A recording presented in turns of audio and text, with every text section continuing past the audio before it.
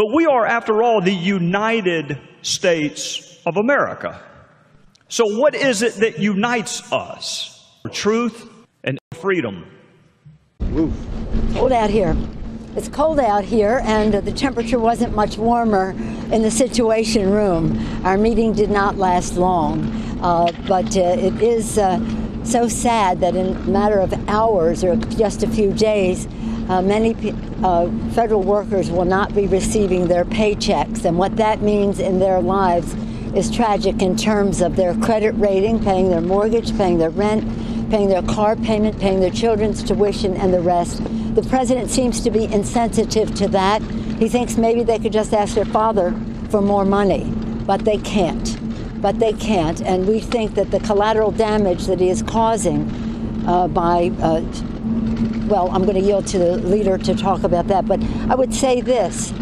If you don't understand financial insecurity, then you would have a policy that takes pride in saying, I'm going to keep government shut down for months or years, unless you totally agree to my position. I yield to the leader.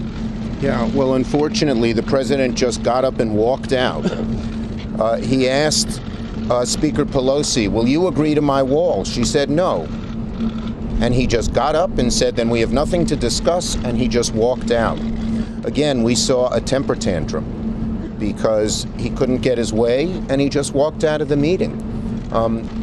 I asked him to open up the government, that tomorrow so many people will have trouble paying their mortgages, paying their bills, dealing with situations when they don't get paid. And I said, just why won't you do that? We'll continue to discuss. We're willing to discuss anything. And he said, if I open up the government, you won't do what I want. That's cruel. That's callous. And that's using millions of innocent people as sort of pawns. And it was wrong. And then a few minutes later, he sort of slammed the table. And when Leader Pelosi said she didn't agree with the wall, he just walked out and said, we have nothing to discuss. So he said it was a waste of his time. That is sad and unfortunate. We want to come to an agreement. We believe in border security. We have different views. We've already offered the president our proposals, which has sat on his desk for several weeks. But this was really, really unfortunate, and in my judgment, somewhat unbecoming of a presidency. Is it true that the president walked out of the room? And obviously, there's been no movement made on either side. Thank you all for coming out. We'll make a few brief remarks, and then happy to answer a few questions. We just ended a very short meeting in the Situation Room. The president invited the Republican and Democratic leadership here to Capitol Hill because we are facing not only a partial government shutdown, but we are also facing a humanitarian and security crisis at our southern border. This past week, the president and I and these leaders met on two separate occasions. All those in the room directed staff to spend the entire weekend working over proposals. At the president's direction, we incorporated Democrat ideas and language in our proposal and made an offer to resolve this impasse and address the crisis at our southern border. And today, in this brief meeting, we heard once again that Democratic leaders are unwilling to even negotiate to resolve this partial government shutdown or address the crisis at our southern border.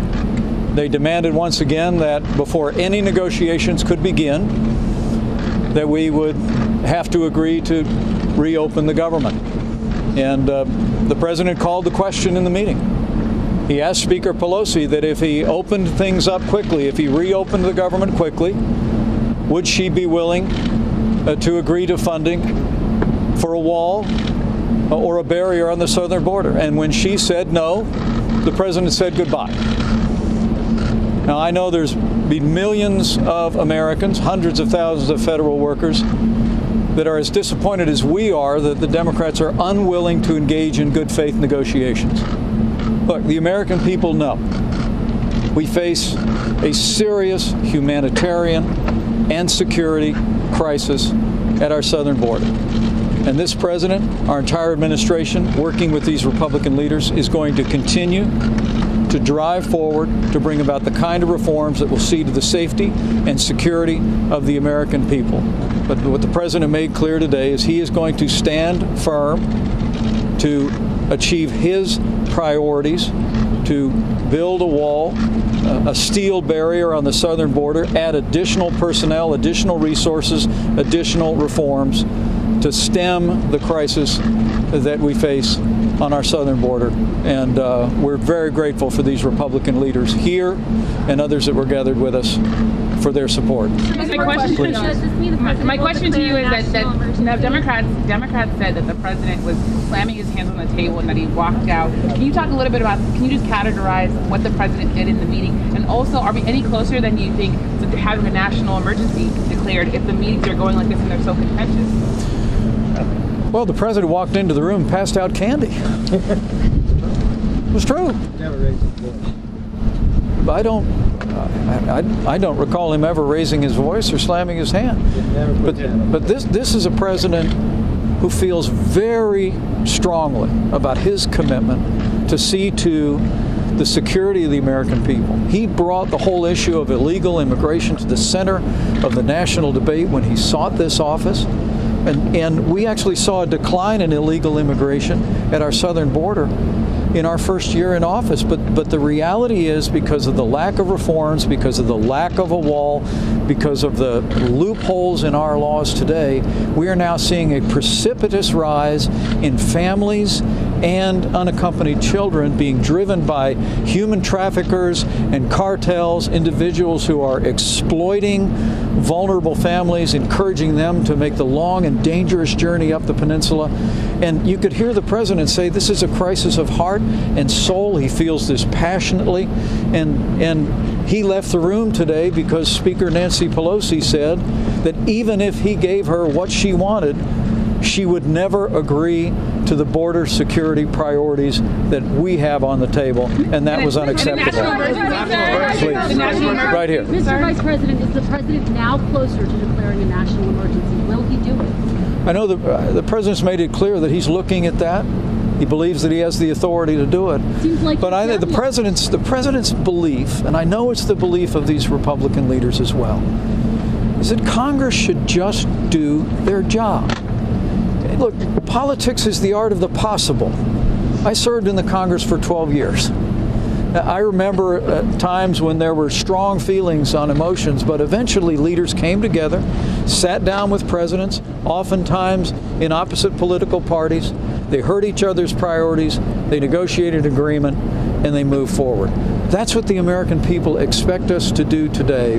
But when the Speaker of the House comes to the table with the leader of the Democrats in the Senate, after we've made days of good faith negotiations with an offer on the table, and their only answer is they will not negotiate until we reopen the government. And when the president says, well, if I gave you exactly what you're asking for, would you agree to border security and a wall? And they say no. I think the American people deserve better. I think these leaders know the American people deserve better, and I can promise the American people, this president, Republicans in the House and the Senate are going to continue to stand firm until we get the resources and the reforms necessary to end the humanitarian crisis on our southern border, to end the security crisis on our southern border. Then and only then will we end this partial government shutdown.